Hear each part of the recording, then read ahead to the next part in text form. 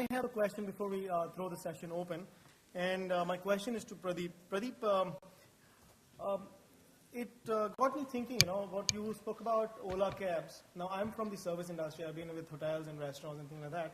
And at least for my industry, it is very important that there is a softer touch to the client, that there needs to be people around to make sure that there is good customer service. Vis-a-vis today the social media market which is coming up, which is everything online. What do you think is the difference, or especially Indians who are traditionals who understand the concept of khatirdari? Does it actually match up, or is it here to stay? What is your comment on that? Yeah, so I think, sure.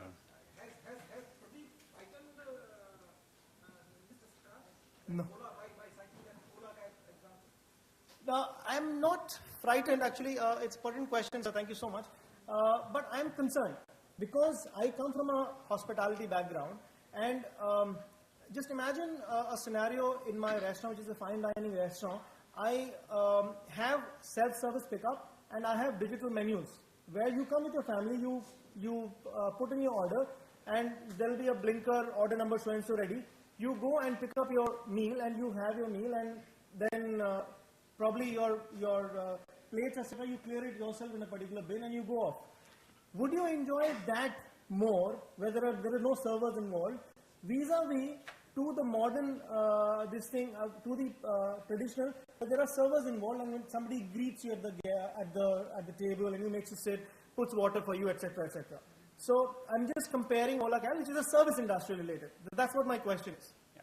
So I think, say, the real value or the real opportunity of social media is to be able to build relationship. It's all about engagement. And that's what social media stands for, to be able to talk to person, even between brand and brand, it's an individual. There is a whole opportunity of personification of brand. To share with you, there is a brand which allows you to order on Twitter. So there's a restaurant in Mumbai which has now option to tweet to order.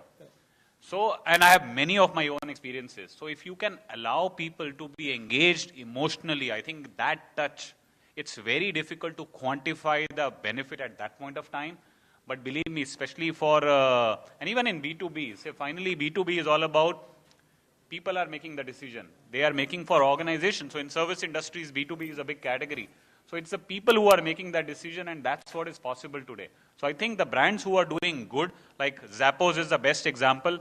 What they have been able to create, their positioning is like talking to Zappos is like talking to a friend who happens to sell shoes. So the true victory of social media is to be able to create your brand as a friend with your target audience. I think that's I think what I take away is what Pradeep is saying is that we co-create and we engage. I think these are the two. Thank you so much, Pradeep. Let me throw the questions open. Anybody we have one question. Yes, ma'am. Yes, you raise your hand. Okay, please.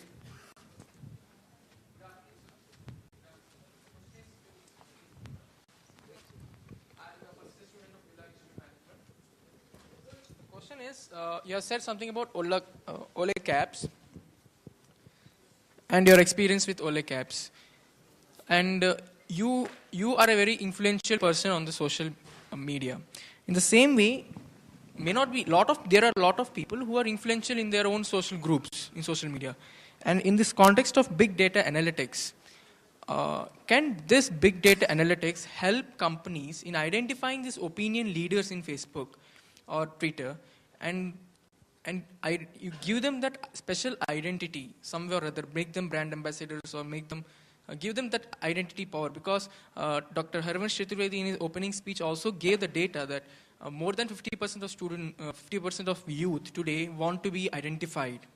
So what's your take on that? So I think honestly, big data is still very complex, technical. Even without or before big data, there are tools which allow you to identify influencers.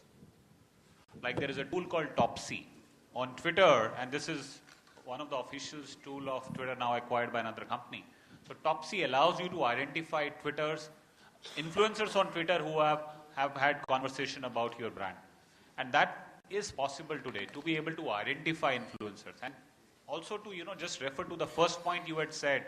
A lot of people ask that, if someone is not influential, will they get the same level of response from a brand? Or if you are a brand, if someone who is not an influencer has complained about you, should you respond? Say in online world, you may not have even single follower on Twitter, but in real world, you know someone who has thousands of followers. If you reach out to that person, and this medium is very collaborative and supportive, they tweet it. So if you are a brand, someone on Twitter who has no follower has complained about you, treat that person with the same respect you would treat with someone who has 100,000 followers. To give you example, we were sharing our own experience in one of our workshops. My driver was sitting at the back. Next day, he had a problem with Vodafone. There was 80 rupees deducted from his Vodafone account. He tweeted, and he got 80 rupees back from his Vodafone next day. So I think it's not about, you having influence and then you making a real impact, because in real world, you may know people who has influence.